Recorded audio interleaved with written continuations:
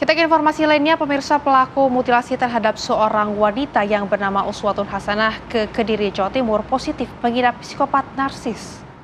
Hal ini pemirsa diketahui dari hasil serangkaian tes kejiwaan yang dilakukan terhadap tersangka RTH.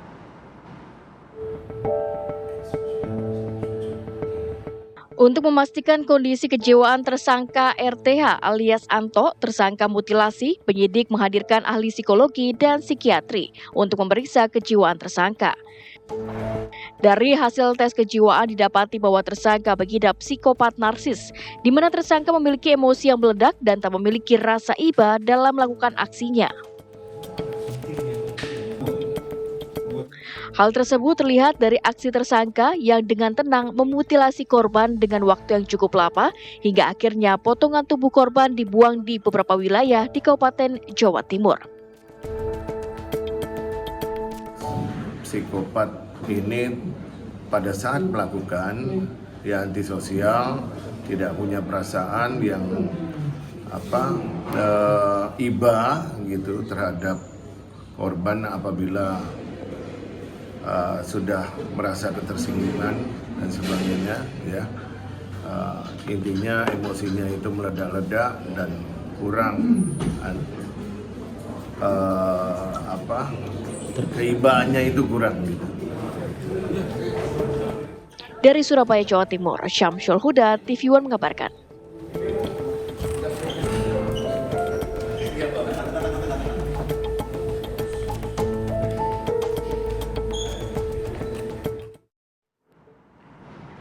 Pemirsa, untuk mengetahui informasi lengkap perihal hasil tes kejiwaan dari tersangka pembunuhan dan pelaku mutilasi wanita bernama Uswatun Hasanah di Kediri, Jawa Timur, kami sudah terhubung dengan Wakil Direktur Reskrimum Polda Jawa Timur AKBP Suryono. Selamat siang, Pak. Selamat siang, Mbak. Oke, Pak Suryono, bisa disampaikan bagaimana kemudian hasil tes dari pelaku? Silakan.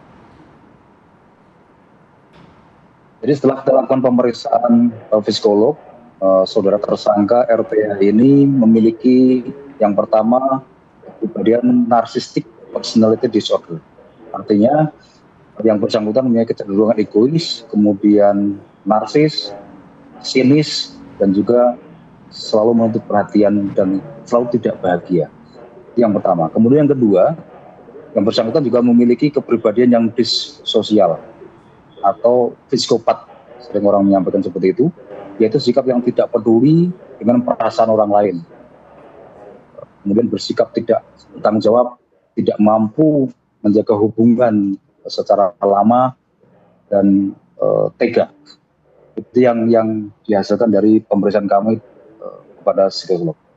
Kemudian yang selanjutnya, Mbak, motif ya dari tindakan ataupun pemeriksaan oleh psikolog, muncul motif dari pembunuhan tersebut yaitu sakit hati karena yang bersangkutan melihat langsung perselingkuhan antara korban dengan laki-laki lain. Itu yang menjadi pemicu utama dan menjadi motif dari pembunuhan ini. Demikian, Mbak. Oke, baik Pak. Ini tapi jika dilihat dari hasil forensik, mutilasi ini dilakukan dengan cara menggunakan pisau saja atau ada alat lain, Pak? Jadi hasil dari forensik, laboratorium forensik juga sudah keluar, Mbak. Dari hasil pemeriksaan dan hasil dari forensik itu menyampaikan bahwa yang bersangkutan memotong bagian-bagian tubuh itu dengan sangat kecil-kecil sayatannya, sehingga ini identik dengan barang bukti yang kita sita, yaitu pisau dapur yang dibeli menurut keterangan tersangka dari salah satu retail modern di wilayah Kabupaten Kediri. Baik, Pak, terkait dengan hal ini, kalau tadi kita sudah disampaikan juga bahwa ini positif kejiwaan begitu ya, gangguan jiwa psikopat begitu. Ini apakah juga akan berpengaruh kepada proses hukum atau seperti apa, Pak? Jadi itu menjadi pertimbangan daripada hakim, Mbak. Kemudian dari psikolog juga menyampaikan bahwa perbuatan tersebut, walaupun tadi disampaikan ada memiliki narcissistic personality order, kemudian kepribadian disosial, tapi sesuai dengan hasil dari psikolog yang bersangkutan secara sadar dan dengan tidak kondisi dalam gangguan kejiwaan yang bersangkutan melakukan pembunuhan. Artinya sejak awal ketika berangkat dari Tulungagung itu sudah memang berniat untuk melakukan pembunuhan. Demikian, Mbak.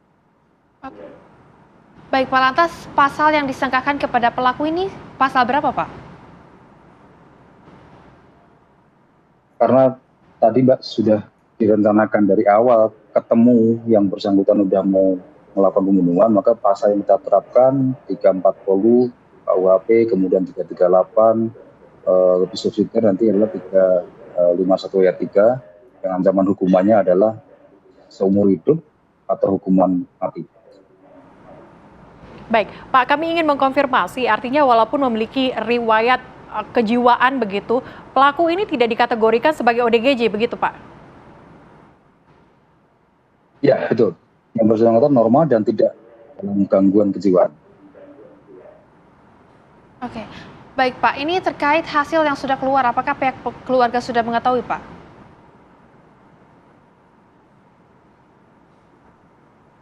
Secara ini memang tidak kita beritahukan langsung kepada keluarga, belum kami beritahu kepada keluarga. Ini hasil dari pemeriksaan psikolog yang dilakukan oleh penyidik terkait dengan